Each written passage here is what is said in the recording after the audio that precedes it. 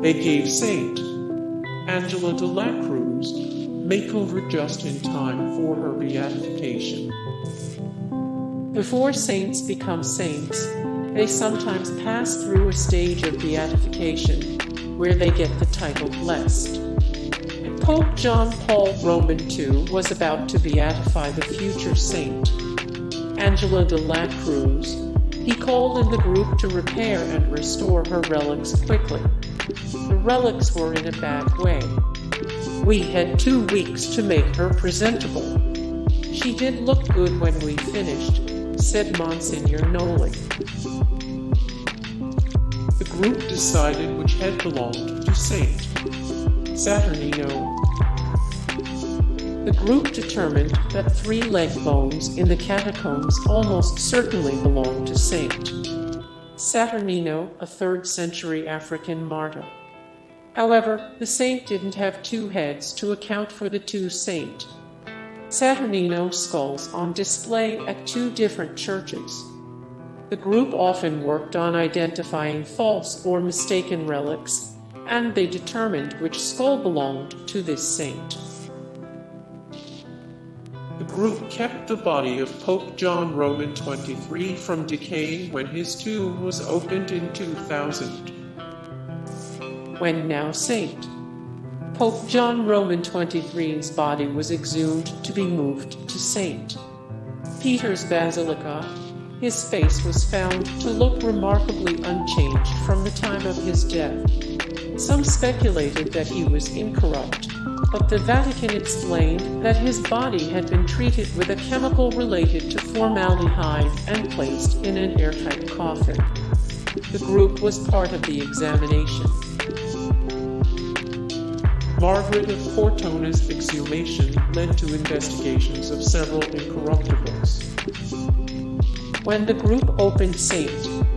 Margaret of Cortona's reliquary, they discovered that her legs had been sliced open and sewn back together with black thread. In other words, this supposedly incorrupt saint had been artificially mummified by her followers after her death in the 13th century.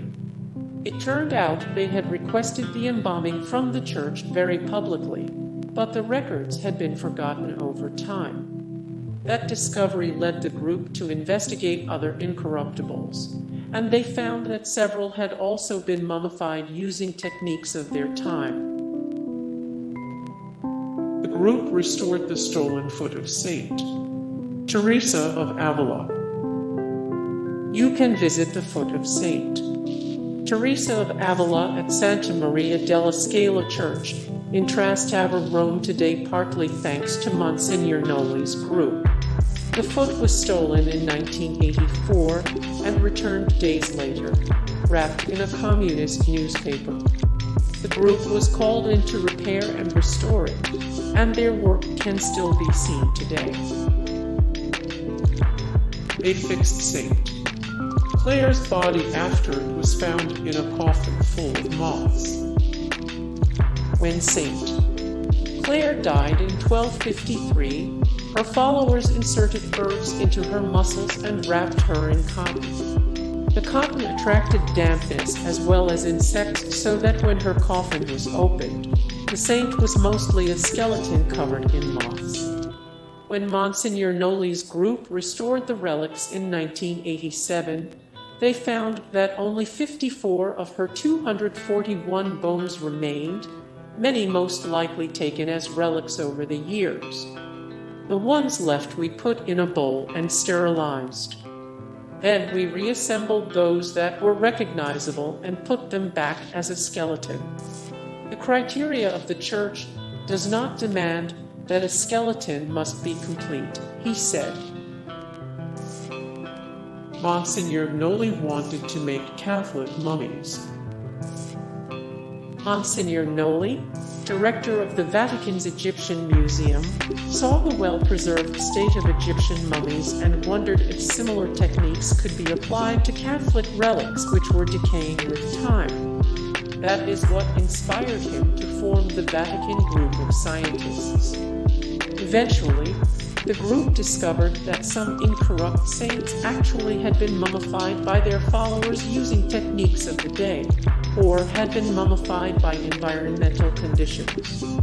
Ezio Fulceri, a pathologist from the University of Genoa and a leading researcher on incorruptibles, said that doesn't mean the saints were not miraculous.